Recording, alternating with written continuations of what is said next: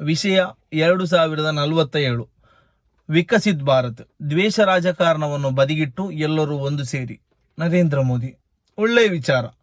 ಆದರೆ 2024 ವಿಕಸನವನ್ನು ನೋಡುವುದಾದರೆ ಉತ್ತರ ಕರ್ನಾಟಕದ ಶಿರೂರಿನಲ್ಲಿ ಭಾರೀ ಅಪಘಾತಕ್ಕೆ, ಮಣ್ಣಿನ ಅಪಘಾತಕ್ಕೆ ಸಿಲುಕಿ ಮರಣ ಹೊಂದಿದವರ ಸಂಖ್ಯೆಯನ್ನು ಸ್ಪಷ್ಟವಾಗಿ ಕಂಡುಹಿಡಿಯಲು ಯಾವುದೇ ಇನ್ಸ್ಟ್ರೂಮೆಂಟ್ಗಳು ವಿಕಸಿತ ಭಾರತದಲ್ಲಿ ಕೊರತೆಯಾಗಿದೆಯೇ?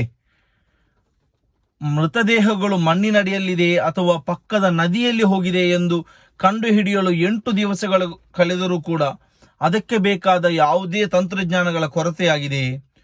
ಮತ್ತೊಂದು ಭಾಗದಲ್ಲಿ ನೋಡುವುದಾದರೆ 500-600 ವರ್ಷಗಳ ಹಿಂದಿನ ದೇವಾಲಯಗಳ ಕುರುಹುಗಳನ್ನು ಮಸೀದಿಯ ಆವರಣದಲ್ಲಿ ಕಂಡುಹಿಡಿಯಲು ಇರುವ ಎಲ್ಲ ಸಂವಿಧಾನಗಳು ನಮ್ಮ ದೇಶದಲ್ಲಿರುವಾಗ ಒಂದು ಮೃತದೇಹ ಅಥವಾ ಜೀವಕ್ಕಿರುವ ಬೆಲೆಯ ಕೊರತೆಯಾಯಿತೆ ಎಂಬುದಾಗಿದೆ ದೇಶದ ಸಾಮಾನ್ಯ ಜನರ ಪ್ರಶ್ನೆ.